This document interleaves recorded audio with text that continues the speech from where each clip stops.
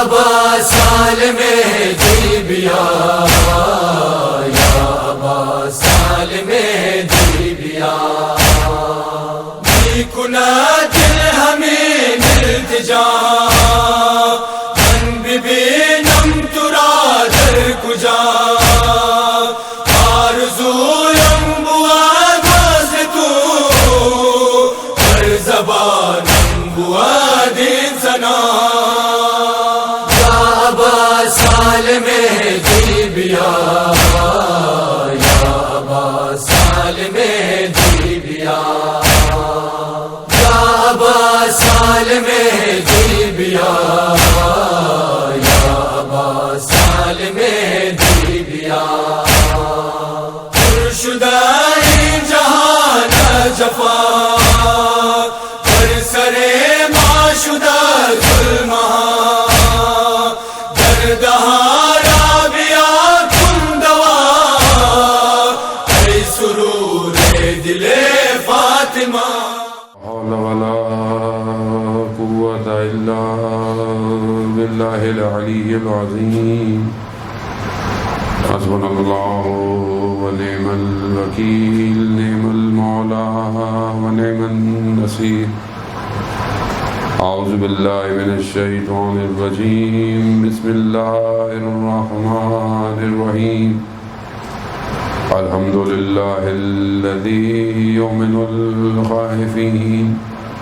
وينجي الصالحين ويضع المستكبرين ويهلك ملوكا ويستخلف آخرين والصلاة والسلام على رسوله الثقلين محبوب رب المشرقين والمغربين جد الحسن والحسين نبینا سیدنا ابی القاسم محمد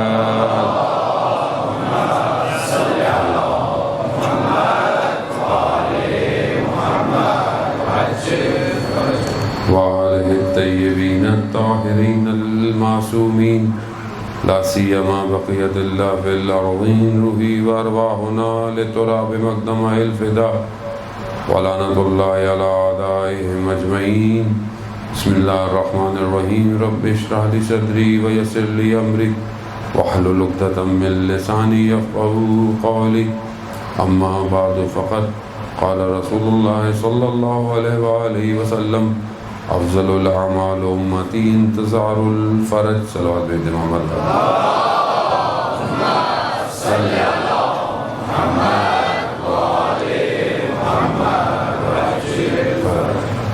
حضرت عران سید الشہداء ایام عزاء ماہ محرم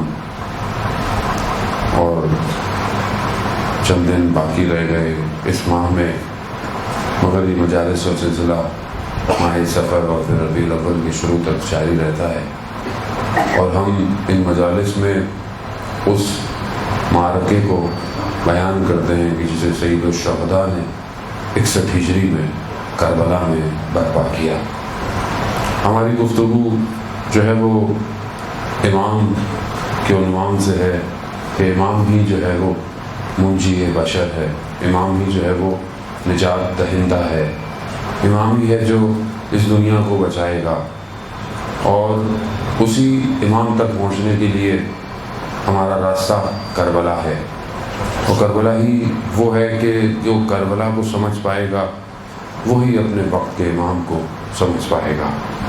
کربلا اس لیے زمان اور مکان پہ قید نہیں، کربلا ہر زمانے میں اور ہر مکان میں برپا ہے، اور وہ پیغام جسے سید الشہداء نے وہاں سے دیا آج تک وہ پیغام اس کائنات میں گونج رہا ہے۔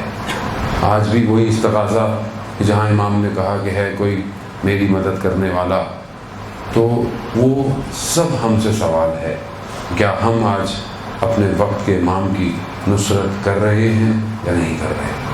اسی سلسلے میں بہرحال ہماری آج کی نشست اور کل آخری نشست ہے کہ ہم کوشش کریں کہ بہرحال ان ایام میں ہم وقت کے امام کی معرفت حاصل کریں، کیونکہ تاریخی گفتگویں اگر تحلیل نہ ہوں، ان کا تجزیہ نہ ہو، ان سے عبرت نہ لی جائے، تو پھر تاریخ کو بیان کرنے کا فائدہ نہیں۔ ہم یہ دیکھیں جب تاریخ کو بیان کریں ہم کہاں کھڑے ہوئے ہیں تاریخ میں، ہم اپنے آپ کو جب وہاں رکھیں گے تو دیکھیں گے کہ ہمارا کیا کردار ہونا چاہیے تھا اور آج ہمارا کردار کیا ہے۔ دو طرح کی رکاوٹیں ہیں امام تک پہنچنے کے لیے، یعنی یہ دو رکاوٹیں ہیں کہ جن کے اندر پھر ساری رکاوٹیں ہیں۔ انسان اگر اپنے مد مقابل کو نہ پہچانے کہ اس کے مقابلے میں کون ہے تو وہ کبھی بھی اپنی بیٹل جیت نہیں سکتا۔ کوئی بھی کھلاڑی اگر اس کے مقابلے میں کھیلنے والا کوئی نہ ہو تو کبھی بھی وہ اپنی کمالات کو، اپنی طاقت کا اظہار نہیں کر سکتا۔ یعنی مد مقابل میں روبرو کسی کا ہونا ضروری ہے کسی بھی کام کی کامیابی کے لیے۔ اگر آپ کے سامنے کوئی نہیں ہے تو آپ کبھی بھی محنت نہیں کرتے۔ اگر کلاس میں کمپٹیشن نہ ہو تو بچہ جو ہے وہ کہتا ہے جانے دیں، کیا فرق پڑتا ہے، کون سا کچھ مل۔ لیکن بچے کے اندر پازیٹیو کمپٹیشن، نیگیٹو نہیں، پازیٹیو کمپٹیشن ایجاد ہو تو یہ رشد کرتا ہے۔ پلیئر بیڈمنٹن کھیلنے والا صرف دیوار پہ مارتا رہے تو تھک جائے گا، روبرو اس کے جب کوئی ہوگا تو وہ اتنا ہی اچھا کھیلتا ہے۔ اسی لیے امام خمینی رضوان اللہ تعالیٰ علیہ فرماتے ہیں کہ دشمن کا ہونا ضروری ہے۔ اگر دشمن نہیں ہوگا تو تم رشد کیسے کرو گے؟ دشمن کون ہے؟ دشمن ہے بھی یا نہیں ہے؟ ہم اپنی زندگیوں میں ایسی گزار رہے ہیں، ہمیں پتہ ہی نہیں، ہمیں پتہ ہے کہ ہمارا دشمن کون ہے اصلی۔ تو دو دشمن ہیں انسان کے، یہ دو دشمن، ایک اس کے ظاہر میں ہے اور ایک اس کے باطن میں ہے۔ ظاہری دشمن جو سب سے بڑا ہے، جسے قرآن کہہ رہا ہے، وہ عدو مبین ہے تمہارا، یعنی کھلا اور آشکار دشمن ہے، اور اس نے قسم کھائی ہے۔ یعنی دشمن یہ خود کہہ رہا ہے خدا سے کہ جب اسے نکالا گیا تو کہا میں جو ہے وہ اغوا کروں گا، جیسے پروردگار تو نے مجھے اغوا کیا۔ حالانکہ خدا نے اسے اغوا نہیں کیا تھا، خدا نے اسے امر دیا، اس نے امر کو انجام نہیں دیا اور پہچانا نہیں اس کو، لیکن اس نے کہا کہ میں اغوا کروں گا ساری مخلوقات کو سوائے عبد صالحین کے، وہ جو صالح ہیں ان کے علاوہ میں باقی سب کو اغوا کروں گا۔ یعنی اس نے پہلے دن یہ اعلان کر دیا کہ میں انسانیت کا دشمن ہوں، اور یہ دشمنی اس نے دکھائی۔ یہ ایک دشمن ہے۔ ایک دشمن اندر ہے، انسان کی اپنی خواہشات ہے نفسانی، اور وہ ساری چیزیں جو انسان کو خود رشد نہیں کرنے دیتی۔ بہرحال ہماری گفتگو جو ہے وہ اندر باہر دونوں مقابل پر ہے، لیکن ہم باہر کے دشمن کو پہچانیں۔ ہم اپنی زندگی میں اتنے ریلیکس ہیں کہ ہمیں پتہ ہی نہیں ہے کہ شیطان بھی ہے یا نہیں ہے۔ ایمان ہے ہمارا، ہم ایسا نہیں ہے کہ ہم یہ کہتے ہیں کہ شیطان نہیں، شیطان تو ہے، لیکن میرے لیے بھی ہے یا نہیں ہے؟ تو مجھے ایسا لگتا ہے کہ جیسے ہم نے شیطان کو سائلنٹ کیا ہوا ہے، سائلنٹ موڈ پہ، شیطان کچھ بھی نہیں کرے گا، جبکہ شیطان ہر وقت ایکٹیو ہے اور کوئی موقع نہیں چھوڑتا انسان کو گمراہ کرنے کا، انسان کو وسوسہ کرنے میں، انسان کو اس کے اصل ہدف سے دور کرنے، کوئی موقع نہیں چھوڑتا۔ اور اتنا اس کا جو سسٹم ہے اتنا ویل ڈیزائنڈ ہے، اتنا پیچیدہ ہے کہ اس کو سمجھ ہی نہیں پاتا کہ شیطان کا کام ہے یا کس کا کام ہے۔ کیوں اتنا پیچیدہ ہے؟ کیوں اتنا اس نے اپنے کام کو اتنا زبردست بنایا ہوا ہے اس کے حساب سے کہ انسان دھوکہ کھا جاتا ہے؟ کیوں؟ کیونکہ اس نے 6000 سال عبادت کی ہے۔ بعض روایات کہتی ہیں کہ صرف 4000 سال میں اس نے 2 رکعت نماز پڑھی ہے۔ یعنی کتنی ریاضت کی اس نے، کتنی اس نے محنت کی ہے۔ اور یہ 1000 سال یہ والے نہیں ہیں، اس ٹائم سورج نہیں تھا، وہ 1000 سال شاید وہی والے ہیں جو اس عالم کے۔ تو کتنی اس نے عبادت کی، کتنا یعنی اس کی جو آدمی جتنی ریاضت کرتا ہے اتنے کمالات حاصل کرتا ہے، چاہے نیگیٹو لے چاہے پازیٹیو لے۔ وہ ہمارے آباء و اجداد سے واقف ہے، شیطان ہمارے آباء و اجداد سے، یعنی میرے دادا کیا تھے، کیا کرتے تھے، کون سے ان کے اندر نقائص تھے، کون سی اچھائیاں تھیں، سب جانتا ہے۔ میرے وجود میں اندر ہے، اسے پتہ ہے اس کی کمزوری کیا ہے، اسے پتہ ہے کہ یہ کیسے گرے گا، یہ کہاں سے اس کو گراؤں، کتنا ویل اسٹرکچرڈ ہے اس کی پورا لشکر ہے، اس کی پوری فوج ہے۔ اور روایات بیان کرتی ہیں کہ ایک مومن کے لیے جو اس کا لشکر ہے، اس کی تعداد عرب کے 2 بڑے قبیلوں کے برابر ہے، ایک مومن کے لیے۔ اب آپ گھبرا جائیں گے کہ مولانا ہمیں تو آج تک پتہ ہی نہیں تھا شیطان بھی کوئی ہے یا نہیں ہے، ہم نے تو اس کو کبھی لفٹ ہی نہیں کرائی۔ عزیزان محترم، یہی مسئلہ ہے کہ جب تک دشمن کی شناخت نہیں ہوگی کیسے آگے بڑھیں گے؟ سامنے سے آنے والا شخص پتہ ہی نہیں ہے دوست ہے یا دشمن ہے، اور اس سے بڑا تو کوئی ہے ہی نہیں جس نے خود کہا ہے کہ میں تمہارا دشمن ہوں۔ قرآن جس کو دشمن کہہ رہا ہے اور جس نے اپنی دشمنی کر کے دکھائی، جو وقت ملے گا تو اس پہ گفتگو کریں گے۔ 2 عرب کے قبیلوں کے برابر، بڑے قبیلوں کے برابر لشکر شیطان کا ایک مومن کے لیے، اور جب وہ مر جاتا ہے تو یہ لشکر کہیں اور شفٹ ہو جاتا ہے، کسی اور مومن پہ۔ اور اگر مومن ہو، واقعاً مومن ہو، نام کا مومن نہیں ہو، مومن یعنی ایمان اس کے اندر ظہور کرتا ہو، جلوہ افروز ہو، صرف زبان پہ نہیں۔ ایمان تو کہتے ہی اسے ہیں کہ جو عمل سے ظاہر ہو، زبان تو صرف مسلمان کرتی ہے، ایمان آئے گا تو مومن بنے گا۔ اور ایمان جب قلب پہ آتا ہے تو خود بخود اعضاء و جوارح حرکت کرنے لگ جاتے ہیں، اور جب وہ مومن شیطان کے اس لشکر کو ہرا دیتا ہے تو شیطان خود میدان میں آتا ہے اس کے مقابلے میں، یعنی وہ چھوڑتا نہیں ہے۔ جتنی انسان طاقت دکھائے گا اتنا شیطان بھی سامنے سے آئے گا۔ عزیزان محترم، شیطان جو ہے وہ اتنے ظاہر کو گھما دیتا ہے، انسان دھوکہ کھا جاتا ہے۔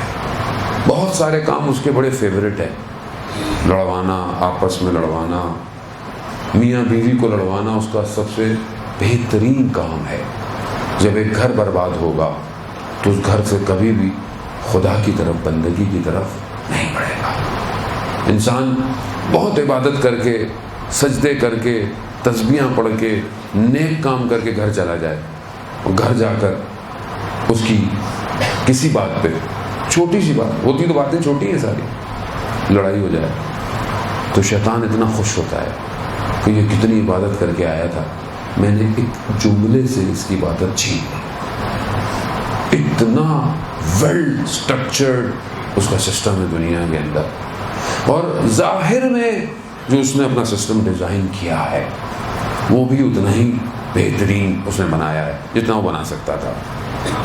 اب یہ جو ظاہر کا دشمن ہے یہ ہر نبی کے دور میں آیا، اور اس نے اپنے کارندوں کو مصروف کیا، کس کے مقابلے میں؟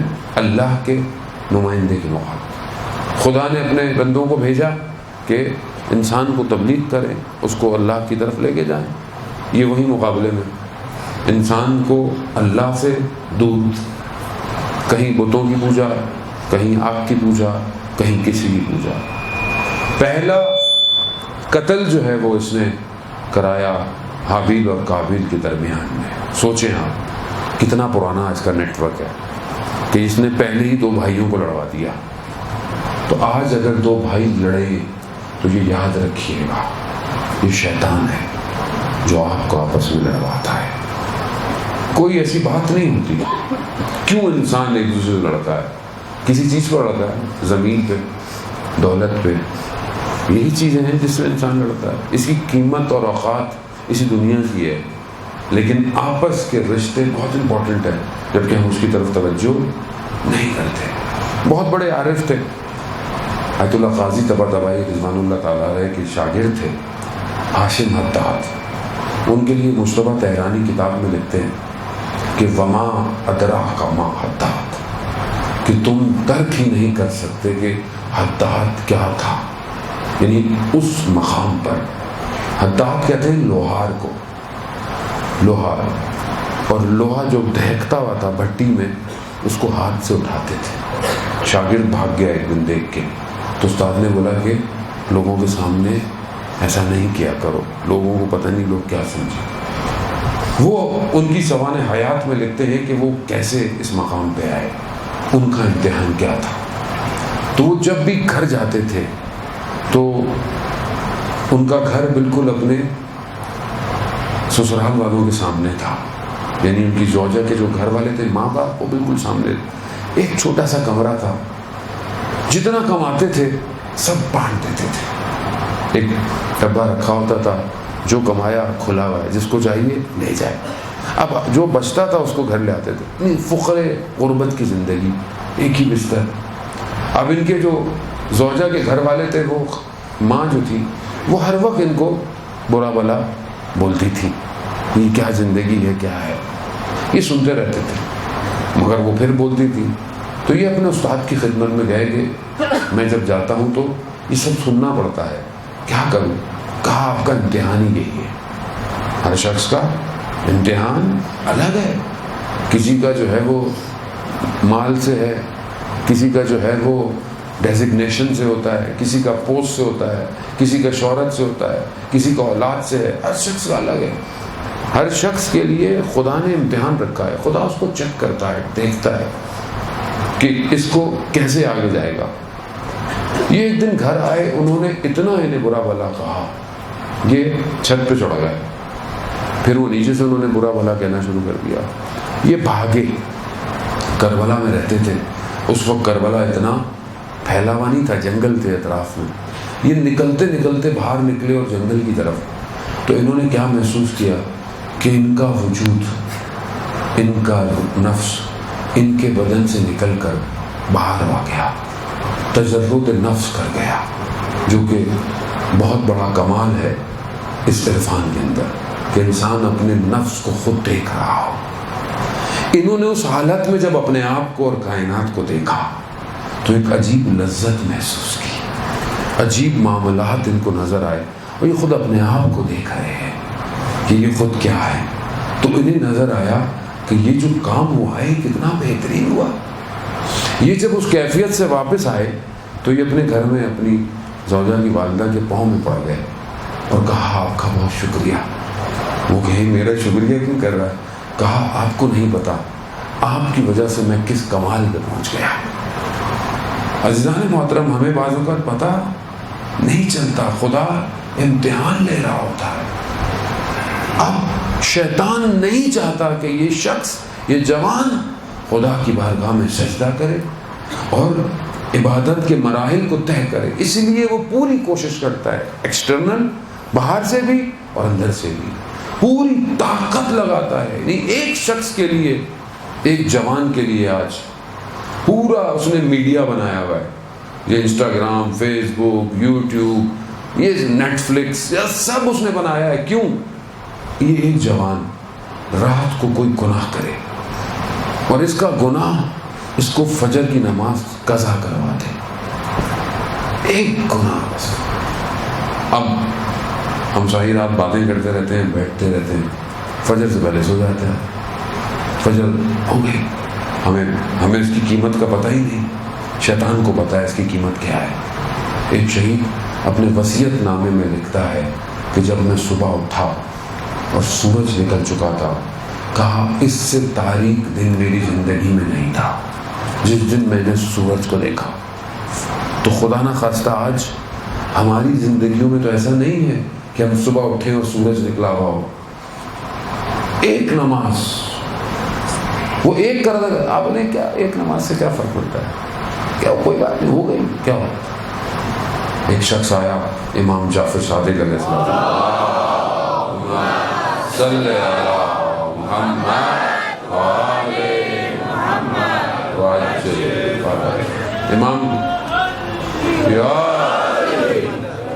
امام کی خدمت میں آیا، امام سے استخارہ کرایا کسی کاروبار پہ جانے کا۔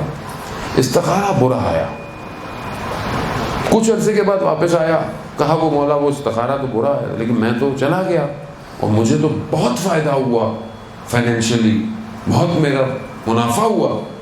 امام نے کہا اچھا فلانی جگہ فلانے روز فجر کی نماز قضا ہوئی تھی؟ کہا ہاں۔ کہا دنیا کے سارے خزانے جمع کر لو، اس ایک نماز کی قیمت ادا نہیں کر سکتے۔ لیکن ہم زندگی میں ہر چیز ہوا، اہمیت ہی نہیں ملا۔ کیوں؟ کیونکہ پتہ ہی نہیں کہ قضا کرانے والا دشمن کون ہے۔ جب آپ دشمن کو پہچانیں تو آپ الرٹ ہو۔ آپ دشمن کو کیسے گرائیں گے؟ جب آپ اٹھ کر نماز پڑھیں گے، یعنی آپ اس کو ہرائیں۔ آپ کو پتہ تو ہو وہ کیوں آپ کو اتنی طاقت لگاتا ہے، آپ اس کو ہرائیں۔ وہ کبھی نہیں چاہے گا آپ قرآن کی تلاوت کریں، بہانے لوگوں کو بزی کرے گا، آپ کو مصروف کرے گا۔ یہ ادھر ٹائم ہے، ادھر ٹائم ہے، واٹس ایپ کے میسیجز پڑھنے کا بہت وقت ہے، فیس بک کے اسٹیٹس پڑھنے کا بہت وقت ہے، لیکن قرآن کی تلاوت بڑا مشکل۔ کیوں؟ نفس، عادت نہیں، نفس۔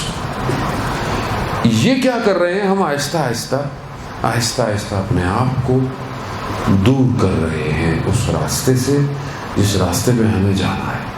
اور شیطان پوری طاقت لگا کر ایک شخص کو، ایک قوم کو، ایک ملت کو آہستہ دور کر رہا ہے۔ اس کا ہدف ہی یہی ہے کہ یہ تیار نہ ہو کسی طریقے سے۔ تو ہم اس کو پہچانیں کہ اس نے تاریخ میں کیا کیا۔ ظاہر میں اس نے کیا کیا، ہر نبی کے مقابلے میں آیا، پہلے قتل سے لے کر حضرت نوح کے دور میں لے کر لوگوں کو برگلایا۔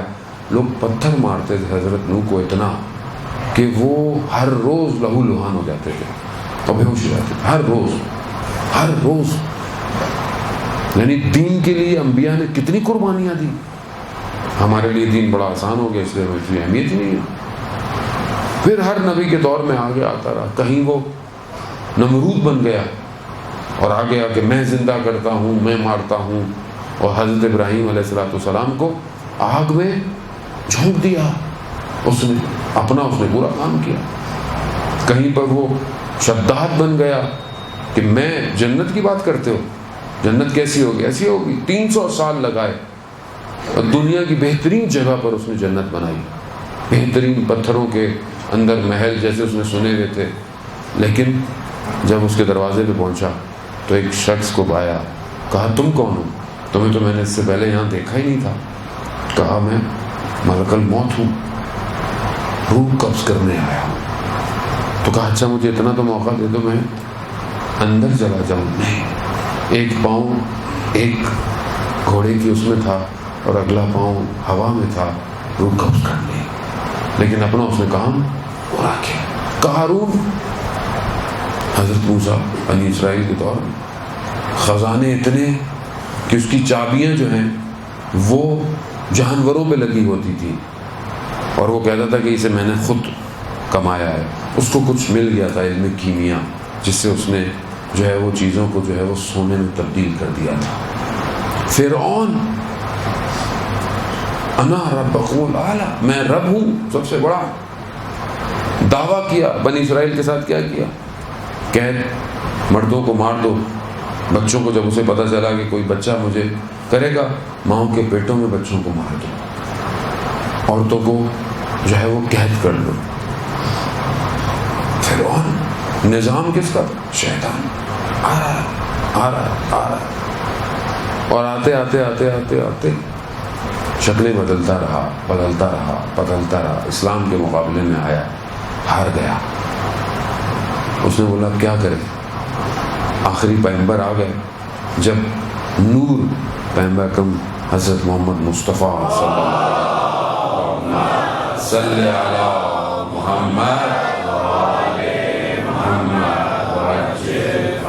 جب نور مکہ کی طرف آیا، جب شیاطین نے بتایا شیطان کو جا کر کہ ہم دیکھ رہے ہیں کہ مکہ میں کچھ ہو رہا ہے، تو یہ خود آیا، حضرت ابراہیل نے اسے آنے سے منع کر دیا، تم یہاں نہیں جا سکتے۔ اب کیا کرتا؟ آخری پیغمبر آ گیا، آخری نبی آ گیا، دین کامل ہو گیا، دین کامل کر دیا۔ یوم اکملت لکم دین، آج دین کامل ہو گیا، نعمتیں تمام ہو گئی، ولایت کا نظام دے دیا گیا۔ اس نے اب پوری طاقت لگائی، پوری طاقت، جتنے اس نے پیچھے کام کیے تھے تاریخ میں سب کو جمع کیا، اور 50 سال کے اندر مسند رسول پہ آ کے بیٹھ گیا۔ کیسا کام کیا، کہاں کہاں سے ہوتا ہوا آیا، کتنے اس نے اندر کے روڈ اور ٹنل بنائے، جگہ بدلتا ہوا آیا اور آ کر بیٹھ گیا، اور کیا کہا کہ کوئی وحی نہیں آئی، سب بنی ہاشم کا ڈھونگ تھا، حلال کو حرام، حرام کو حلال کر دیا، سب وہ جو اس نے پیچھے کیا تھا شکل بدل کے آ گیا۔ اسے پتا تھا مقابلے آؤں گا یہ پھر مار دیں گے، مسلمان کے مقابلے میں زمانے میں جو بھی ہے، اسلام کی حکومت پھیل چکی تھی، روم کے امپائر تک پہنچ چکے تھے آگے پیچھے، کیا کرے امت دھوکہ کھائے، غافل ہو، کام کیا، اس محنت کی، لوگوں کے اوپر کام کیا، لوگوں کو سلایا، قوم سو گئی، اور ایسا شخص آ گیا قوم سو رہی، سوتی رہی۔ اب اتنے نہج پر مشکل کہاں تھی؟ اگر ایک شخص کوئی خراب ہو، ایک شخص نشے کرے، ایک خدا نہ خواستہ گناہ کرتا ہو، تو اس کے اکیلے کے لیے، وہ اپنے گھر میں کرے، کیا فرق پڑتا ہے کسی کے اوپر؟ نہیں، کوئی ایک اکیلا شخص کسی ایک جگہ کر رہا ہو وہ اس کے لیے ہے، لیکن اگر کوئی شخص ایسا گناہ کرے کہ نظام حدود الہی ٹوٹ رہے ہوں تو وہاں کیا کیا جائے؟ خاموش بیٹھا جائے، خاموش رہا جائے؟ کیوں؟ حدود الہی کو توڑا جا رہا تھا، یہ گناہ اکیلے کا گناہ نہیں تھا، اب یہ گناہ میں پوری امت ملوث ہو رہی تھی، ہر چیز گناہ کے اندر۔ اب اس کے مقابلے میں کون آئے؟ جہاں 1,24,000 پیغمبروں کی محنت جو ہے وہ ہوا میں جا رہی ہو، کون آئے گا؟ وہی آیا، السلام علیکہ یا وارثہ آدم صفوت اللہ، السلام علیکہ یا وارثہ نوح نبی اللہ، السلام علیکہ یا وارثہ عیسیٰ روح اللہ، یعنی سب نبیوں کا وارث کربلا آ گیا۔ یہ معرکہ چھوٹا نہیں ہے، یہ جو ہم سمجھتے ہیں کہ بس ایک واقعہ ہو گیا ختم، آپ روئیں گھر چلے جائیں، نہیں، یہاں سارے انبیاء کی محنت جمع ہوئی، یہاں اس نے پورا ڈیزائن کر نیٹ ورک کو اسٹریٹجیکل، لوگوں کو خرید کے، نفسوں کو خرید کے یہ نظام بنایا کہ بس اب اسلام ختم، آخری پتہ ہے یہ، ختم، پھینکو اسلام ختم ہو جائے گا۔ مگر وہاں پر اللہ کے ولی نے، جو معدن الرسالہ، جن کے گھر مختلف الملائکہ، وہ آیا، اس نے بھی کربلا کو ڈیزائن کیا۔ امام کو کربلا لایا نہیں گیا، امام نے کربلا بلایا ہے ان کو، آؤ۔ یہ امام نے کربلا، ایسا نہیں تھا امام گزر رہے تھے پر رک گئے معاملہ ہو گیا، نہیں، امام نے کربلا کے مقام پر بلایا، آؤ، باقیوں سے تم کیا لڑو گے، میرا 6 مہینے کا بیٹا تمہارے چہرے سے نقاب کھینچ لے گا، یہ ہے کربلا۔ اگر آج یہ کربلا وقت کے یزید کا نقاب نہ اتارے تو قصور کس کا ہے؟ کربلا کا یا ہمارا؟ ہم نہیں سمجھے کربلا کو۔ امام نے کربلا میں ایسا معرکہ کیا کہ قیامت تک کے لیے یزیدیت کے قدم اکھاڑ دیے، اور امام نے کہا کہ مثلی، میرے جیسا، یہی نہیں کہا کہ اس سے، نہ، امام نے سسٹم دے دیا کہ اب جب بھی اس جیسا آئے گا تو پھر میرے جیسے اس کے مقابلے میں آئیں گے۔ اور یہی آج پوری دنیا کو پیغام ہے عزیزان محترم، حسینیت سے ٹکرانا۔ یہ دنیا آج کتنے اس میں دیکھیں، کتنے پاپڑ بیلے، کتنے چند 100 سالوں کے اندر کتنا اس نے اس خطے کو پورا کیپچر کرنے کی کوشش کی، کبھی برٹش اترے، کبھی یہ اترے، کبھی رشین اترے، کبھی امریکن اترے، یہ انہوں نے پوری کوشش کی اپنی، آپ کے سامنے جتنی بھی اسٹریٹجیز بنا لی، کتنی محنت کی، کیا پلاننگ لے کے وہ پچھلے کئی سالوں سے جو وہ چل رہا تھا، کیا کام کیا، اور لیکن ایک مرد مجاہد نے آ کر ان کی ساری پلاننگوں کو جو ہے وہ بالکل برباد کر دیا۔ ایک مرد مجاہد، ایک شخص ایسا آیا کہ جس نے ان کی ساری 100 سالہ پلاننگ کا پورا رخ موڑ دیا۔ اور وہ کیا کہتا ہے؟ تم ہمیں رونے والی قوم کہتے ہو، یعنی کہتے ہیں یہ تو روتے ہیں، یہ تو روتے ہیں مجلسوں میں۔ کہا تم ہمیں رونے والی قوم کہتے ہو، ہم نے انہی آنسوؤں سے 2500 سالہ بادشاہت کو اکھاڑ پھینکا ہے۔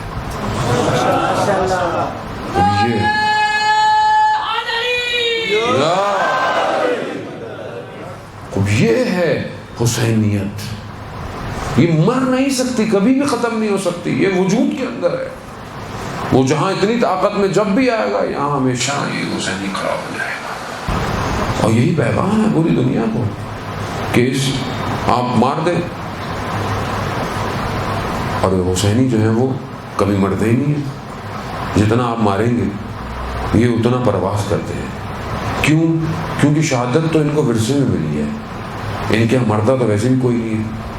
آپ جتنا ان کو بم دھماکوں سے اڑائیں، آپ ویسے مار دیں، ویسے نہیں مرتا۔ قرآن کہہ رہا ہے گمان نہ کرو یہ مردہ ہے، بلکہ زندہ ہے۔ اور جب یہ اس طرح مار دیا جاتا ہے تو یہ اور طاقتور ہو جاتا ہے، اور یہ جو ہے وہ کائنات کے اندر محیط ہو جاتا ہے، اور یہ آ کر اپنے لوگوں کی مدد کرتے ہیں۔ عزیزان محترم، یہ راستہ سخت ہے، مگر یہی ایک راستہ ہے زندہ رہنے کا۔ اگر ہم چاہتے ہیں کہ ہم اپنے وقت کے امام تک پہنچیں تو یہی کربلا ہے، یہی ابتدا ہے، انتہا ظہور ہے۔ اس تک جانے کے لیے یقیناً آپ کو بڑی قربانیاں دینی پڑیں گی۔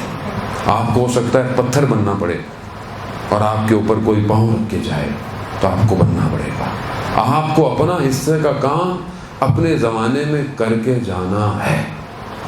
جتنے بھی لوگ پہلے ہم سے بزرگ جوان شہید ہو گئے، وہ اپنے حصے کا کام کر کے گئے، اور ان شہداء کے خونوں کے قطروں کی وجہ سے آج ہماری جانیں محفوظ ہیں۔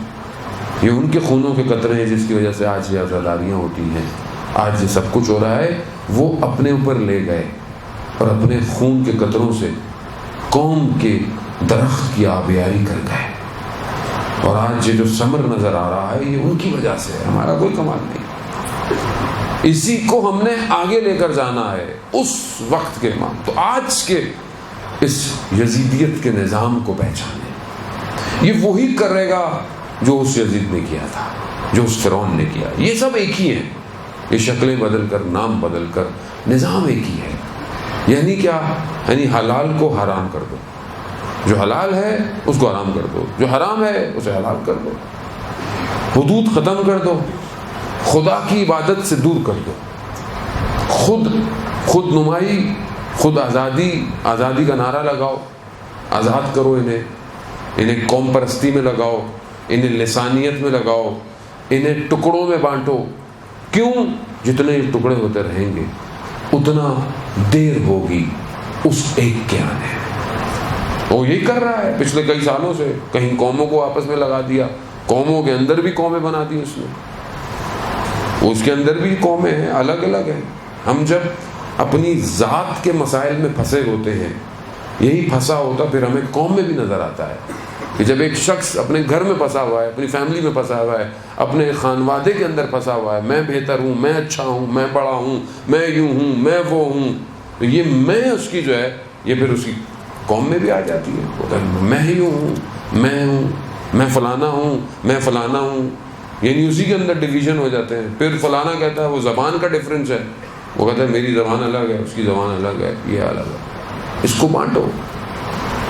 الگ ہونا مضحکہ نہیں ہے، رشد ہے، الگ قوم، الگ کلچر، الگ فرہنگ، لیکن کمال یہ ہے کہ سب کا ہدف ایک ہی ہے۔ اس ایک ہدف تک بڑھنا کمال ہے۔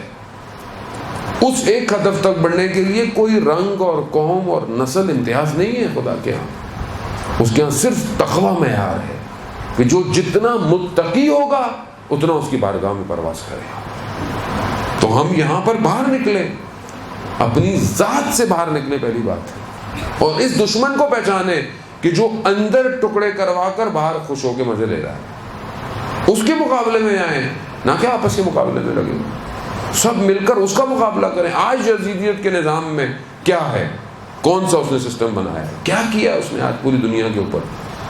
وہ کسی کا دوست نہیں ہے، یہ نہ سمجھے کہ بہرحال وہ ویسٹ میں رہنے والا جو ہے وہ اس سے اس کو محبت ہے، کسی سے اس کو، اصل وہ انسانیت سے اس کو محبت نہیں ہے، دشمن ہے انسانیت کا۔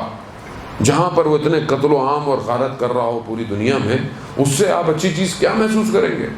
یہ دھوکہ ہے ہمارے ذہنوں میں جو ڈالا جاتا ہے کہ ہم ویسٹ گئے، ہم نے جو ہے وہ اسلام دیکھا، مسلمان نہ دیکھا۔ یہ دھوکہ ہے، یہ جھوٹ ہے۔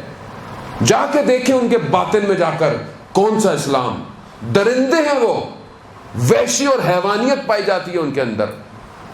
اتنے کیمرے لگے ہوئے ہیں جس کی وجہ سے وہ آپ کو اخلاق ظاہری نظر آتا ہے۔ آپ کیمرے بند کر دیں، آپ دیکھیں ابھی جو امریکہ کے اندر حال ہوا کووڈ کے اندر، دکانوں کو توڑ توڑ کر، انسانیت کہاں گئی جب بولا کہ اب لاک ڈاؤن ہونے والا ہے تو اٹھا کر ساری چیزوں کو، کون سی انسانیت تھی؟ یہاں پہ بھی لاک ڈاؤن ہوا، کہیں لوگوں نے دکانیں توڑی، لوگ گھسے اندر، کیوں؟ اخلاق باطن میں ہے، وہاں اخلاق کیمروں کی وجہ سے ہے۔ بند کر دیں سارے کیمرے، آپ کو الگ پتہ چل جائے گا۔ ظلم اور جبر، یہ بربریت، یہ جتنا فساد ہے، چاہے وہ شخصی ہو، چاہے وہ اقتصادی ہو، چاہے وہ جس طرح کا ہو، گھر کا ہو، یہ سب وہاں وہیں کی نشت ہے۔ یہ کون لکھتا ہے یہ ڈرامے، فلمیں؟ کون لکھ رہا ہے؟ کون سا اندر کا انسان ہے جو اس حیوانیت کو لکھ رہا ہے؟ کون ہے؟ کون ہے ہمارے لوگوں میں؟ ہیری پوٹر، کیا لوگوں نے لائن لگ کے کتاب خریدی ہے، شیطانی الہام ہے، پتہ ہی نہیں مجھے کس طرف لے کے جا رہے ہیں انسانیت کو ہمارے لیے۔ مگر وہی بہت اچھا ہے، بس وہاں چلے جائیں زندگی بہت اچھی ہو جائے گی۔ کیا اچھی ہوگی؟ برابر میں بیٹھا ہوا شراب پیے گا، آپ کچھ نہیں کہہ سکتے۔ اور یہاں گھر کے سامنے کوئی آ جائے، بچوں کے منہ میں آنکھوں میں کیا پٹیاں رکھیں گے؟ کیا کریں گے؟ جہاد کر رہے ہیں جو لوگ رہ رہے ہیں، آسان نہیں ہے وہاں پر۔ اچھے لوگ بھی ہیں، ایسا نہیں ہے کہ ہمارے لوگ بہت بہترین جوان پائے جاتے ہیں ان معاشروں میں۔ کیوں؟ کیونکہ اپنے سامنے خلا دیکھتے ہیں، اپنے سامنے برائی ظاہر میں دیکھتے ہیں۔ یہاں پہ بھی ایسا نہیں ہے کہ یہاں کچھ نہیں ہے، سب برابر ہو چکی ہے، پوری دنیا ایک جیسی ہو گئی ہے۔ یہاں پہ سب ڈھکا چھپا ہے، سب یہاں پہ بھی وہی ہے، لیکن ڈھکا چھپا ہے، چھپ چھپ کے ظاہر میں نہیں ہوتا، وہاں سب ظاہر ہے۔ میں نے خود اپنے سامنے لوگوں کو روڈوں میں گرتا ہوا دیکھا ہے، اور مجھے افسوس آیا انسانیت کے اوپر کہ خدا نے اسے کیا بنایا تھا، اور یہ تھوڑی دیر کی لذت اور نشے کی خاطر اپنے آپ کو حیوان سے بدتر کر رہا ہے۔ یہی وجہ ہے کہ پروردگار قرآن میں ارشاد فرماتا ہے کہ ہم نے انہیں آنکھیں دی ہیں، لا یبصرون بہا، ان آنکھوں سے دیکھتے نہیں ہیں۔ ہم نے انہیں کان دیے ہیں، لا یسمعون بہا، یہ اپنے کانوں سے سنتے ہی نہیں ہیں۔ ہم نے ان کو قلب دیے، لا یفقہون بہا، یہ اس سے سوچتے ہی نہیں ہیں۔ اولئک کالانعام، یہ جانور ہیں، بل ہم اضل، بلکہ اس سے بھی بدتر ہیں۔ اولئک هم الغافلون، یہ غافل ہیں، غفلت کے اندر پڑے ہوئے ہیں۔ غفلت کے اندر ہے انسان، غفلت میں پڑا ہوا ہے، جس کو وہ سکسیس اور کامیابی سمجھتا ہے۔ ڈیفینیشن ہی الگ ہے کامیابی کی اسلام کے نزدیک اور دنیا کے نزدیک۔ یہ جو آج دنیا نے ایجوکیشن نظام کو بنایا ہوا ہے کہ یوں کامیاب ہو جاؤ، یہ کامیاب ہو جاؤ، 4 سال ڈگری پڑھو اور پھر آ کے غلام بنو، یہ پڑھو پھر نوکری کرو۔ کمپنی کون سی؟ ملٹی نیشنل، کیا کرے گی؟ نوکروں کی طرح چوسے گی خون۔ سسٹم کس نے بنایا؟ ڈگریاں کس نے بنائی؟ بکس کس کی ہیں ساری؟ ایجوکیشن کا سسٹم کس کا ہے جو پوری دنیا اکثر پڑھائی جاتا ہے؟ ہم بھی خوش ہوتے ہیں، باہر کی کتاب ہے، آکسفورڈ کی۔ انسان نہیں بنائے گی، غلام پیدا کرے گی۔ غلام پیدا ہو رہے ہیں آج تک، یہی غلامی یہاں سے شروع ہوتی ہے اور ہمارے حکمرانوں تک پائی جاتی ہے۔ زبان میں طاقت نہیں کہ یزید کے وقت کو للکار سکے، ہاتھ جھکے ہوئے ہیں، نفس بکے ہوئے ہیں، گناہوں کا شکار ہیں۔ اسلام کہاں پایا جاتا ہے؟ مدینہ کی ریاست کی بات کرتے مدینہ کا مین بھی سمجھ میں آ جاتا تو کبھی بھی کسی فرعونیت کے آگے نہ جھکتے. یہ انسانیت کہاں سے لائے؟ جب کربلا سمجھ ہی نہیں آئے گی. یہی ہوگا دھوکہ. دنیا کو غافل رکھو، سراب میں لے کے جاؤ. عزیزان محترم، ایسے اگر ہم چلتے رہے تو ہم کیسے امام کی طرف بڑھیں گے؟ سمجھے تو صحیح دشمن کر کیا رہا ہے، کیسا اس نے نظام بنایا ہے، کیسے ذہن پیدا کیے ہیں. آج ہمارے اندر بھی لوگ لبرل ہیں، اچھی خاصی تعداد لبرل ہے. یہ کیا دین آپ کو نجات دے گا، یہ دے گا، اس کی باتیں کرتے ہیں، اس کی باتیں کرتے ہیں، بس سب چلتا ہے، سب صحیح ہے. یہ سیکولرزم جو ہمارے ریلیجن میں آ گیا ہے اور ہر طرح آ گیا ہے، ہر جگہ پہنچا ہوا ہے کہ بس ظاہر اچھا ہو، بھائی یہ ہو، وہ ضرورت نہیں ہے، دین کو بس ایک کونے پہ رکھو. یہی تو کیا انہوں نے 1600 صدی میں جب رونسانس کا دور تھا. انہوں نے دین کے ساتھ، مسیحیت کے ساتھ کیا کیا، کرسچینٹی کے ساتھ کیا کیا. اتنا اس کو شدت سے اس کو بربریت دکھائی اس کی، اور اس کے بعد کہا کہ بھائی ایسا دین ہی نہیں چاہیے، اس کو سمیٹ دو. کہاں؟ صرف سنڈے کو صرف ریلیجن ہوگا، باقی 6 دن عیاشی، کچھ بھی کرو، آگے توبہ کر لینا. باقی دین صرف سنڈے کو، وہ بھی چرچ میں بس. اس میں بھی پبلک نہیں چاہتی ہے. میں بڑے بڑے چرچوں میں گیا ہوں دنیا میں، خالی ہے، لوگ نہیں آتے. گھبراہٹ دین سے، کس سے؟ اللہ کے. کون مقابلے میں ہے؟ شیطان ہے. ہم سمجھ ہی نہیں رہے کہ وہ اس نے اپنے چہروں کو، اپنے سسٹم کو ڈیزائن کر کر ہمارے سامنے لایا اور اپنی پوری طاقت کے ساتھ مقابلے پر ہے اور اپنے آخری معرکے کی طرف بڑھ رہا ہے کہ جہاں پر دجال آئے گا اور اللہ کے نمائندے کے مقابلے میں آ کر مقابلہ کرے گا. دجال جو شخص ہے وہ ایک الگ جگہ، لیکن جو فتنہ ہے وہ آج پوری دنیا میں موجود ہے. آج میڈیا کے ذریعے سے، آج ساری چیزوں کے ذریعے سے وہ ہر گھر میں موجود ہے، آج ہاتھ میں موجود ہے. دھوکہ اتنا ہے عزیزان محترم، میں بار بار یہ لفظ استعمال کر رہا ہوں، اتنا کورڈ ہے، اتنا کوٹڈ ہے، شوگر کوٹڈ، یعنی کڑوی چیز پہ مٹھے کی لیئر ڈال دو، پتہ بھی نہ چلے اندر کڑواہٹ ہے. اتنا شیطان کا نظام شوگر کوٹڈ ہے کہ ہمیں محسوس نہیں ہوتا کہ ہم جو کر رہے ہیں شیطان کے لیے کر رہے ہیں یا اپنے لیے کر رہے ہیں.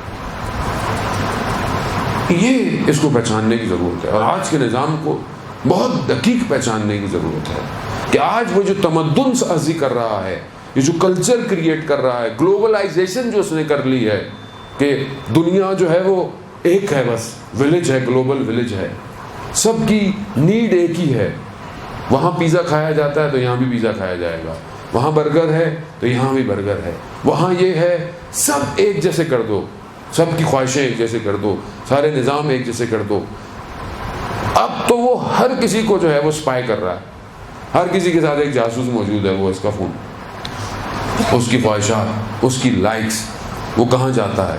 آپ فون بند کر کے دیکھ لیں، آپ بولیں فون بند ہے، آپ بند فون لے کر ٹیسٹ کر لیں، اور ٹیسٹ کیا گیا موبائل بند بھی ہے تو بھی جب آپ اس کو ایک مشین میں ڈالیں گے تو وہ بتائے گا یہ کہاں کہاں گیا تھا.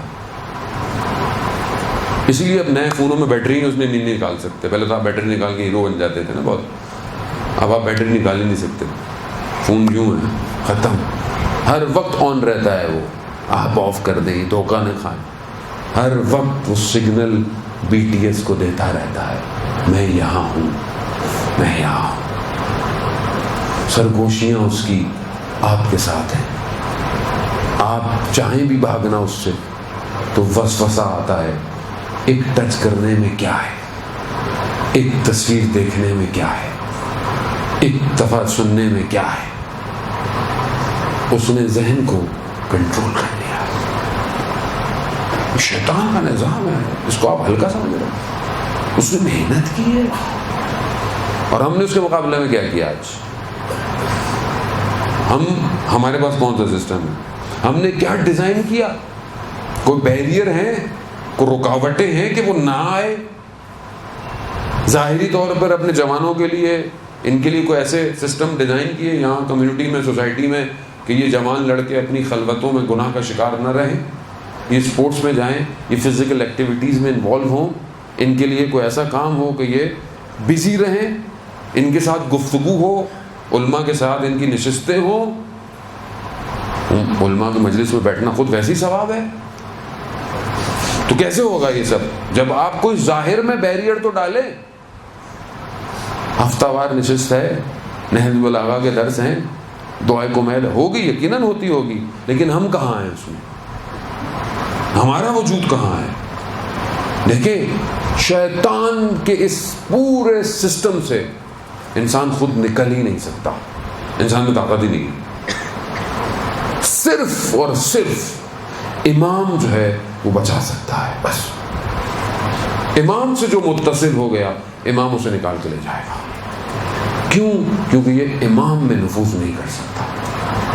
اور امامت کا وہی سسٹم, وہ سسٹم ہے کہ جو اس یزید کے سسٹم کے مقابلے میں کربلا آیا, اور آج تک اسی نظام سے دشمن کو گھبراہٹ ہے, کسی سے گھبراہٹ نہیں ہے. دنیا جان کے آپ نظام دے دیں اس کو, اسے کسی سے کوئی مسئلہ نہیں. آپ کے سامنے آج کل تو سر آنکھوں پہ لے رہے ہیں ان کو.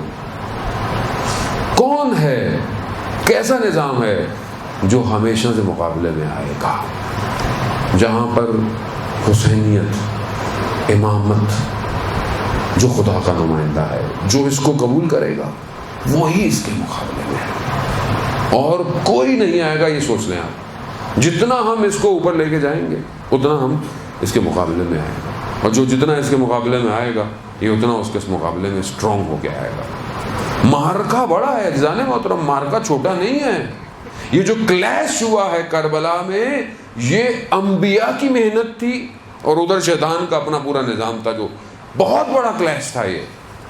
اور اس سے بڑا کلیش ہونے جا رہا ہے ظہور پہ. اس سے بڑا کلیش ہوگا کہ اس وقت سے لے کر اب تک شیطان جتنی ترقی کر سکتا تھا وہ کر چکا.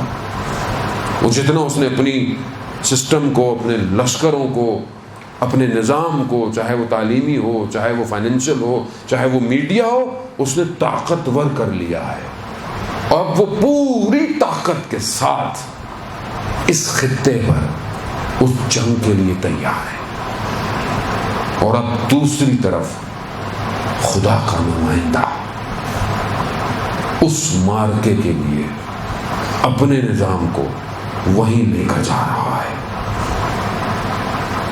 آنکھیں بند کرنے سے حقیقت چھپ نہیں سکتی. آپ آنکھیں بند کر کے بیٹھے رہیں, میرا کیا کام ہے, میرا کیا تعلق, مولانا آپ سو جائیں, بیٹھے رہیں. لوگ بیٹھے رہے, بیٹھے بھی ائمہ کے دور میں امام آئے, لوگ بیٹھے رہے, ہم بھی بیٹھے رہے.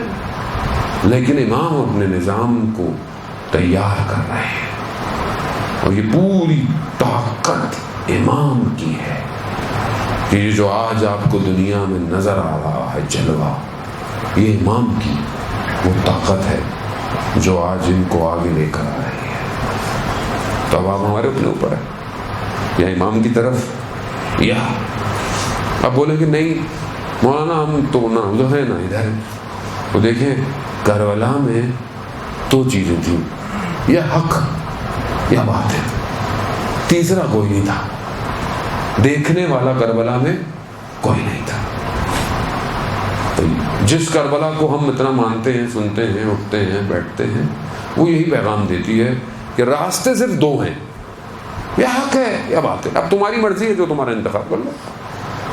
اب بہانے کا وقت نہیں رہا. جانے محترم, میں نے پہلے بھی عرض کیا, کل میں نے آپ کو انصار اللہ, انصار حسین کی جو خصوصیت بتائی ہے امام حسین علیہ السلام کی, وہ یہ ہے کہ وہ سبقت اور سرعت کرتے ہیں, یعنی وہ آگے اور بہت تیزی سے اپنے امام تک پہنچتے ہیں. اب اتنا پیغام آپ کو پوری دنیا میں مل چکا ہے, حجت تمام, سب آپ کے سامنے واضح ہے. اب آپ بیٹھ کر سوچتے رہیں میں یہ کروں, میں وہ کروں, میں یہ چیز ہونی چاہیے, وہ چیز ہونی چاہیے, وہ پھر بیٹھے رہیے, بیٹھے رہیں. وہ کاروان تیار ہے اور وہ ندا دے رہا ہے کہ اگر آ سکتے ہو تو بسم اللہ. ہر کدارت ہوا سے کرب بلا بسم اللہ بسم اللہ. کربلا خون مانگتی ہے، کربلا گردن مانگتی ہے. خود بزل کر سکتے ہو؟ بسم اللہ آؤ. عقل مانگتی ہے، پلاننگ مانگتی ہے، اسٹریٹجی مانگتی ہے، علمی جہاد مانگتی ہے. کر سکتے ہو؟ آؤ. سو جاؤ غافل ہو کے، وہ تو جاگ رہا ہے، صبح شام جاگ رہا ہے. اس کا نظام بہت پیچیدہ نظام، اتنا اس نے غافل کیا ہوا ہے کہ ہمارے بڑے بڑے لوگ دھوکہ کھا جاتے ہیں. آسان نہیں ہے. جو امام کے ساتھ متصل ہے وہی اس مد مقابل نظام کو ایکسپلور کر رہے ہیں، وہی بتا رہے ہیں اس میں ضعف کیا ہے، اس میں کمزوریاں کیا ہیں. اور جو اپنے امام کے ساتھ ہے وہ یہ جانتا ہے وہ حق پہ ہے، اور سامنے والا باطل ہے، یہ کچھ بھی نہیں کر سکتا، کچھ بھی نہیں کر سکتا. جتنا یہ اپنے آپ کو دنیا میں دکھا دے کہ میں طاقتور ہوں، یہ کھوکھلا ہے، کھوکھلا ہے. اور جیت خدا کی ہے، خدا کا وعدہ ہے قرآن. تو ہم اپنے آپ کو ایکوپڈ کریں ہر طریقے سے، اور اس ظاہری دشمن کو پہچانیں جو بہانوں سے شکلیں بدل کر، کبھی رنگ کے حساب سے، کبھی لسانیت، کبھی نسل، کبھی جو ہے وہ گروہ، کبھی قوم کے نام پہ دھوکہ دینے کے چکر میں لگا رہتا ہے. یہ سب اس کا سسٹم ہے. کبھی ایجوکیشن کے حساب سے بچوں کو کنٹرول کرتا ہے، کبھی کسی طریقے سے. بس ان کو اپنے قبضے میں رکھو، سمجھیں اس کو. میرے پاس وقت نہیں ہے بہرحال اتنا زیادہ کہ میں آپ کو بہت زیادہ اس کو اتنی ڈیٹیل جو ہے وہ کھولوں. میں تو آپ کو یہ خلاصے دیے ہیں ان علماؤں کی محنت کے جنہوں نے پتہ نہیں کتنے گھنٹے اس پر گفتگو اور باتیں کی ہیں، کتنے قلم جو ہے وہ لکھے گئے ہیں اس کے اوپر. میں بہرحال خلاصہ سے آپ کو دے کے جا رہا ہوں کہ اس نظام کو سمجھیں، شیطان کو سمجھیں، مد مقابل پہ ہے، اپنے اندر صلاحیت جانتا، مقابلہ کرنا ہے اس کو. امام کا ساتھ دیں. آپ ایسے کھڑے رہیں گے، مولانا کوئی وظیفہ بتا دیں، ہمارے لیے دعا کر دیں، ہمیں امام کی نوکری مل جائے.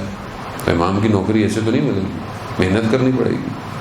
صبح و شام محنت کی ضرورت ہے، سجدوں کی ضرورت ہے، عبادتوں کی ضرورت ہے، توکل اللہ کی ضرورت ہے. یہ کریں گے تو امام کا. بس آپ کی زحمت تمام. عزیزان محترم، شخص جو ہے وہ مسجد کوفہ کا خادم تھا، اور ان دنوں نجف کے کچھ قبیلوں میں لڑائی ہو گئی، جس کی وجہ سے کوفہ کے زائرین میں کمی آ گئی. یہ خادم تھا، لوگ آتے تھے، اس کی بھی مدد کرتے تھے. بات فقر پہ پہنچ گئی، غربت پہ پہنچ گئی، گھر میں فاقہ. تو اس نے جو ہے وہ امام سے متصل ہوا اور بڑا جو ہے وہ کہ مولا آپ میری حالت جانتے ہیں، لیکن اگر آپ چاہتے ہیں کہ میں اس پہ راضی رہوں تو اپنی زیارت کروا دیں، میں راضی ہو جاؤں گا. اور سوال ہی ایسا کیا، کہتا ہے میں رات کو مسجد کوفہ میں تھا، میں نے دیکھا کہ 2 نورانی چہرے مسجد میں داخل ہوئے. ایک نور اتنا آیا، اس نے میرا ہاتھ پکڑ لیا، اور اس کے ہاتھ میں ایک جہاں نماز ہے سفید رنگ کی، اور مجھے لے کر جو جگہ ہے جو امام علی جہاں پر بیٹھ کر قضاوت کیا کرتے تھے مسجد کوفہ میں، وہاں لے گیا میرا ہاتھ. اور دوسرا شخص ساتھ ہے، کہا کہ مصلی بچھاؤ. میں نے وہ مصلی بچھایا، کہا، انہوں نے نماز شروع کی. اور دوسرا شخص، لیکن نور اتنا تھا میں چہرے کو دیکھ نہیں پایا. پھر اچانک سے وہ سب ختم ہوا اور ایک کرسی لگ گئی، اس پہ امام بیٹھ گئے. اور امام نے مجھے کہا، ہاں بتاؤ اپنی حاجت بتاؤ، جو تم چاہتے تھے وہ تو پوری ہو گئی، تم اپنی حاجت بتاؤ. کہتا ہے وہاں میں شرمندہ کہ میں کیا اپنی حاجت کہوں، ابھی میں یہی کہ میری حاجت تو یہی تھی. کہا ہماری حاجت تو پوری ہو گئی. ابھی میں سوچ ہی رہا تھا کہ سب ختم، وہی اندھیرا، وہی مسجد کوفہ. اور اس دن کے بعد سے میرے حالات بہتر ہو گئے. عزیزان محترم، وقت کا امام ہمارا منتظر ہے، لیکن ہم اس کو کبھی دل سے پکاریں تو خدا کو صدا آئے گی. لوگ پوچھتے ہیں کہ ہم کیسے امام کو دیکھیں، کیسے امام ہمیں ملے گا. امام آپ کے پاس سے گزر بھی جائے آپ کو پتہ ہی نہیں چلے گا. کیوں؟ کیونکہ جب تک امام خود نہیں چاہتا انہیں کوئی پہچان نہیں سکتا. کوئی شخص کبھی آیا ہو آپ کی زندگی میں، آپ کی مدد کی ہو. ایک بہت بڑے عالم دین تھے آیت اللہ شمس الدین، بیان کرتے ہیں آخری ایام تھے، بیمار تھے شدید، اپنے صحن میں ٹہل رہے تھے. کہا کہ اتنی میں مشکل میں ہوں، اتنی پریشانی میں ہوں، مولا آپ دیکھتے ہی نہیں ہیں، آپ دھیان ہی نہیں دیتے. اسی ٹہل میں دیکھا 7 امام چلنا شروع ہو گئے اور مخاطب کہا فلانی جگہ تمہیں مشکل پڑی تھی، اگر تمہاری مشکل حل نہ ہوتی تو تمہاری جان خطرے میں تھی. فلانے مقام پر تم فلانی مشکل میں تھے، کس نے تمہاری مدد کی؟ فلانی جگہ پر تمہیں فلانی چیز کی ضرورت تھی، کس نے تمہاری مدد کی؟ اور تم کہتے ہو کہ ہم تمہاری طرف سے غافل ہیں. نہیں، امام ہم سے غافل نہیں ہے، ہم امام سے غافل ہیں. امام ہمیں دیکھ رہے ہیں، ہم امام کو نہیں دیکھ سکتے. ایام ایسے ایام ہے کہ ہم تو مصیبت پڑھتے ہیں اور چلے جاتے ہیں، مگر امام ان مصیبتوں کو ایسے بیان کرتے ہیں جیسے وہ دیکھ رہے ہیں. امام نے زیارت نائیہ میں جو سلام بیان کیے ہیں اس سے یہی لگتا ہے کہ امام کربلا کے مقام کو دیکھ رہے ہیں. ہاں عزیزان محترم، بڑی رحمتیں کی آپ نے، بڑا لطف کیا آپ نے سید الشہداء کی عزاداری پر اور اس کو سنا. لیکن ایک عالم دین کہتا ہے کہ میں مجلس پڑھنے کا مجھے کسی نے کہا، اور مجلس کسی خاتون نے مجھے کہا کہ مجلس ہے، چھوٹی سی مجلس ہے، بچوں کی مجلس ہے، لیکن نظر جو ہے وہ حضرت سکینہ کی ہے، تو آپ آئیے گا. میں نے کہا ٹھیک ہے. لیکن تھوڑی دیر بعد کسی تاجر کا فون آیا تہران کے، اور اس نے کہا فلانی جگہ جاؤ، وہاں مجلس اچھی ہے، وہاں پیسے بھی زیادہ ملیں گے، نام بھی بنے گا. تو میں نے کہا میں نے کسی کو کہا ہے؟ کہا اس کو چھوڑو، یہ مجلس تمہیں مشہور بھی کرے گی. کہا میں نے یہ کہہ کر اس خاتون سے معذرت کر لی. میں رات کو سویا، میں نے خواب میں کیا دیکھا، اس مجلس جہاں ہونی تھی اس کے دروازے پہ امام حسین اپنی بچی کو لے کر کھڑے ہوئے. میری آنکھ کھل گئی، میں سمجھ گیا کہ وہ مجلس منظوری والی مجلس ہے. میں رات کو میں نے اس خاتون سے کہا میں معذرت چاہتا ہوں، میں کل آؤں گا، اور اس تاجر کو میں نے منع کر دیا. بڑا ناراض ہوا ہے کہ میں نے کہا نہیں. کہتا ہے پھر میں وہاں گیا، میں نے دیکھا کہ تھوڑے سے لوگ ہیں، بچے ہیں، موم بتیاں جلا رہے ہیں، چھوٹی سی نظر ہے، لیکن عجیب کیفیت تھی وہاں، عجیب گریا تھا، عجیب حال تھا. ہاں کیوں نہ ہو وہ بچی کہ جس کی مشکلات روز عاشورہ سے شروع ہوئی، عصر عاشورہ پر ختم نہیں، بلکہ عصر عاشورہ پر ان مصیبتوں نے شدت پکڑ لی. ہاں عزاداران محترم، وہ بچی جو صبح سے دیکھ رہی ہو کہ بھائی علی اکبر گیا، واپس نہیں آیا، واپس آیا تو کیا بدن آیا. اونو محمد گئے، قاسم بھیا گئے، یہاں تک کہ چھوٹا علی اصغر گیا، چچا عباس بھی گئے. کتنا سخت ہے اس بچی کے لیے، آسان نہیں ہے. ہم تو لفظ بیان کرتے ہیں اور گھر چلے جاتے ہیں. عزیزان محترم، ایک چھوٹی سی بچی بین الحرمین میں اس کا انٹرویو لیا. اس نے اس سے پوچھا بچی سے کہ تم رقیہ یعنی وہی سکینہ کو جانتے ہو؟ بچی نے بولا ہاں امام حسین کی بیٹی تھی. کہا اور؟ کہا کربلا میں تھی. کہا اور؟ کہا بس اتنا ہی جانتی ہوں. کہا اچھا یہ بتاؤ کبھی کوئی تمہارے بھائی پر حملہ کرے، کچھ گنڈے آئیں تمہارے بھائی کو مارنا شروع کر دیں؟ کہا میں اپنے بابا کو کہوں گی. کہا وہ تمہارے بابا کو بھی مارنا شروع کر دیں. بچی کانپنے لگی، کہتی ہے میں نے کبھی ایسا تصور نہیں کیا۔ کہا اب سمجھ میں آیا سکینہ کسے کہتے ہیں؟ ہاں عزاداران محترم، یہ سکینہ جانتی ہے، یہ ہم نہیں جان سکتے کہ کیا ہوا۔ روز عاشورہ جہاں وداع پڑھی جاتی ہے نا بی بی زینب کی، کہ بی بی زینب سے امام حسین جدا ہو رہے تھے، نہ جانے بہن بھائیوں نے کیا گفتگو کی ہوگی اور جدا ہوئے، سوار ہوئے، وہاں پر اس بچی کا بھی وداع پڑھا جاتا ہے۔ مقاتل اس بچی کی گفتگو بھی بتاتے ہیں کہ باپ کے جدا ہوتے وقت بچی نے بھی گفتگو کی ہے۔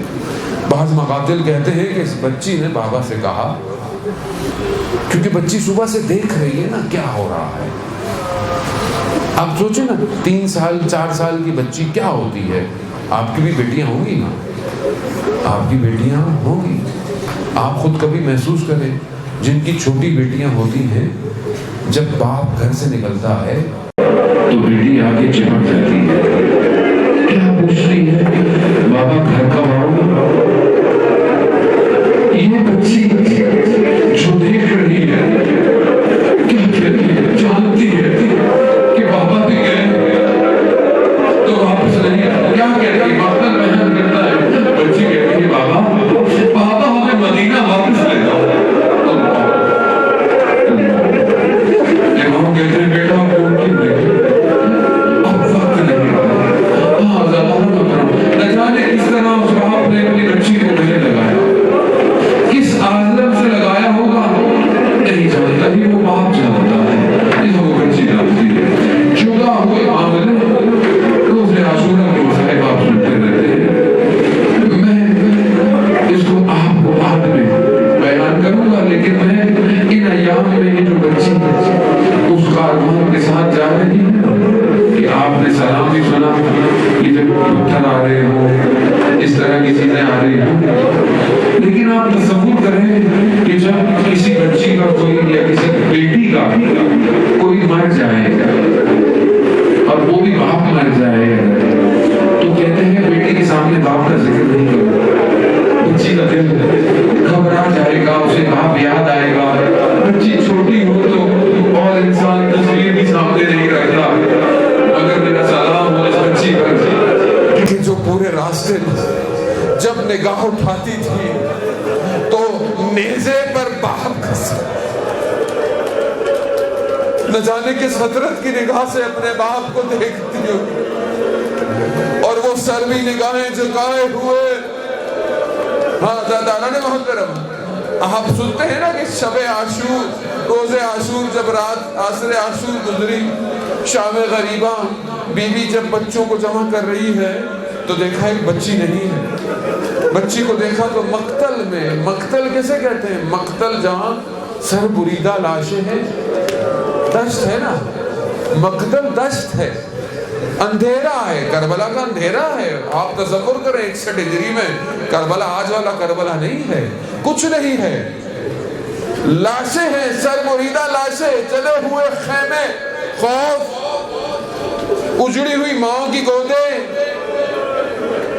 اس اندھیرے میں جب بی بی نے ڈھونڈا بچی کہاں ہے، دیکھا ایک سر بریدہ بدن پر سو گئی۔ بچی کو اٹھایا، کہا بیٹا کیا کر رہی ہے؟ اللہ، یہ بھی وہی جانتا ہے جس کی چھوٹی بچی ہے۔ کیوں؟ چھوٹی بچی سینے پہ سوتی ہے باپ۔ اللہ، آئے غربت امام حسین۔ کہا بیٹی کیا کر رہی ہو؟ کہا بابا کے سینے پہ سو رہی۔ کہا آپ کو کیسے پتا چلا؟ اب یہ جملہ یاد رکھیے گا کہ بچی بابا کے سینے پہ سو رہی ہے، بیٹا کیسے پتا چلا؟ کہا میں تو بابا بابا کر رہی تھی، ہاتھ بلند ہوئے، الیہ الیہ، آ جاؤ۔ اب یہ بچی رات کو باپ کے سینے میں سو گئی۔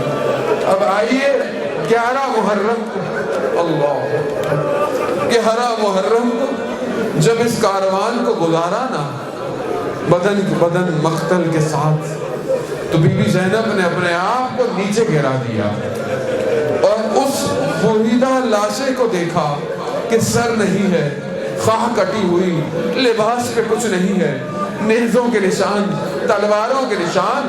وہ بچی جو رات کو باپ کے سینے پہ سوئی تھی، وہ بچی کہتی ہے پھوپھی جان یہ کس کا بدن ہے؟ اللہ اکبر. یعنی بچی اپنے بابا کے بدن کو پہچان نہ پائی. ہاں زیادہ محترم، بس سفر گزر گیا، بس آپ کی زحمتیں تمام ہوئی. اب یہ بچی شام کے زندان ہے. آپ مسائل سنتے رہیں گے. جب بچی نے رات کو گریہ کیا نا تو یزید تک آواز پہنچی. کہا کیسا شور ہے؟ کہا بچی ہے بابا بابا. کہا دے دو. جب کوئی بچہ روتا ہے تو اس کو کیا دیا جاتا ہے؟ ایسی چیز جس سے اس کا دل بہل جائے، کھانا دیا جائے. اب کیا آیا شام کے زندان میں؟ کیا آیا؟ تشت آیا. تشت پہ کپڑا رکھا ہوا. جب کپڑا ہٹایا تو کیا تھا؟ بابا کا سر. اللہ. اب اس بچی نے اس سر کو، سر کیا ہے؟ خاک ہے بالوں میں، چہرے پر زخموں کے نشان ہیں، ہونٹوں پہ زخموں کے نشان ہیں. مقتل کہتا ہے بچی نے سر کو اٹھایا. بچی جھکی، ہونٹوں سے ہونٹوں کو لگائے. بچی نے گفتگو کی. اب ایک شاعر ہے، اس گفتگو کو اپنے انداز سے پیش کرتا ہے. کیا کہتا ہے؟ کہتا ہے بابا بابا آپ کے جانے کے بعد بڑا ستم ہوا. آپ کے جانے کے بعد خیموں کو آگ لگی. آپ کے جانے کے بعد. کہا بابا بس آخری جملے ہیں، بس آپ نے گریہ کیا. جن کی بچیاں ہیں نا ان کو دیکھیں تو یاد کریے گا ان جملوں کو. بچی کیا کہتی ہے؟ کہتی ہے بابا آپ کے جانے کے بعد بڑا ظلم ہوا. اس شہر کے لوگ عجیب تھے. یہاں پر یتیموں کے ساتھ عجیب سلوک کیا جاتا.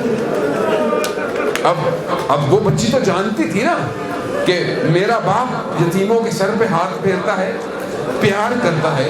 مگر یہاں کیا ہوا؟ یہاں یتیموں نے الگ سلوک کیا. کیا کیا؟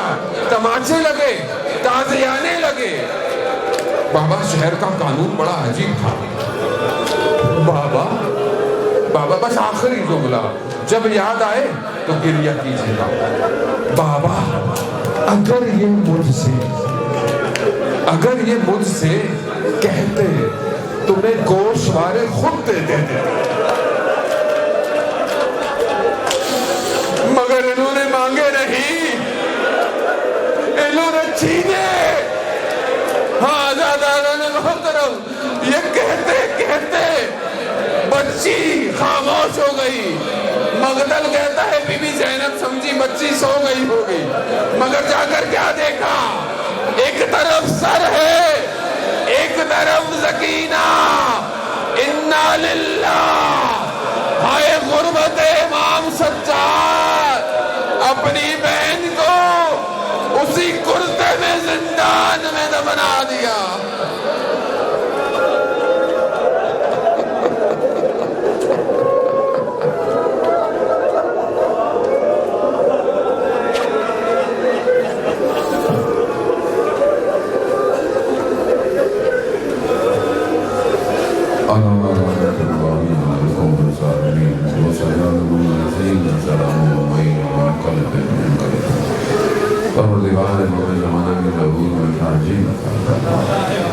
ہمیں ان کے ناصروں ان کے مددگاروں میں شمار فرما.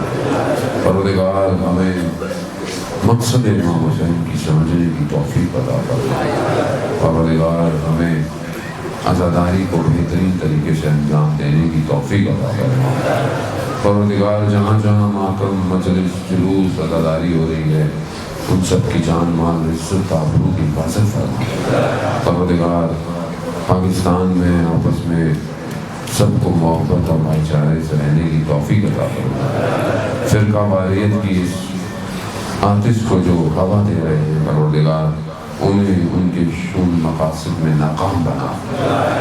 آپس میں محبت بھائی چارگی کے ساتھ پاکستان کی ترقی اور کامیابی میں کام کرنے کی توفیق عطا فرما. پروردگار مسلمان جہاں بھی اپنی آزادی کی جنگیں لڑیں انہیں کامیابی عطا فرما، اسلام کے اصل حقیقی دشمن کو پہچاننے کی توفیق عطا فرما، اسلام کے دشمنوں کو نیست کر نابود فرما، علماء اکرام مراجع اکرام طول عمر اور سلامتی عطا فرما، دین کی اس کام میں تبلیغ میں جو بھی اپنا حصہ ڈال رہا ہے، جو بھی دین کی بقا کے لیے کام کر رہا ہے، چاہے وہ علماء ہوں، ذاکرین ہوں، سلام پڑھنے والے، مرثیہ پڑھنے والے، یہاں کام کرنے والے، سیکیورٹی والے، پولیس والے، رینجر والے جوان، جو بھی اپنے ڈیوٹی دے رہا ہے، پروردگار انہیں اپنی بارگاہ سے اجر کثیر عطا فرما، پروردگار ہمیں حج عمرہ اور زیارات کی توفیق عطا فرما، پروردگار جلد سے جلد اس بیماری اور وبا کو دنیا سے دور فرما تاکہ ہم جا کر کربلا میں شہید الشہداء کی زیارت کر سکیں، پروردگار ہمارے گھروں کو قرآن کے نور سے منور فرما، پروردگار ہماری خطاؤں گناہوں کو ان ایام کے صدقے میں درگزر فرما، پروردگار اپنی رحمتوں برکتوں و سایہ ہمارے گھروں پر نازل فرما، آپس میں مومنین کو محبت اور اتفاق سے رہنے کی توفیق عطا فرما، اصل ہدف ظہور امام کی طرف بڑھنے کی توفیق عطا فرما، پروردگار جو بے اولاد ہیں انہیں اولاد صالح عطا فرما، جو بیمار ہیں بہت سارے لوگوں کو مجھے نام دیے گئے ان سب کو اور حاضرین کے اور جو علماء کرام ہیں، مولانا علی رضا رضوی کا پیغام آیا تھا کہ وہ بہتر ہیں مگر بہرحال علیل ہیں، اور مولانا سبت حسن اور اس کے علاوہ جتنے بھی لوگ جو ہیں وہ اس وائرس کی وجہ سے مریض ہیں، پروردگار ہم سب کو شفا کاملہ اور عاجلہ عطا فرما، پروردگار ہمارے گھروں میں ماؤں بہنوں کو حضرت سیدہ سلام اللہ علیہ اور بی بی زینب سلام اللہ علیہ کی سیرت پر چلنے کی توفیق عطا فرما، انہیں زینبی کردار ادا کرنے کی توفیق عطا فرما، اللہم ارزقنا زیارت الحسین فی الدنیا و شفاعتہ فی الآخرہ، ماتم حسین۔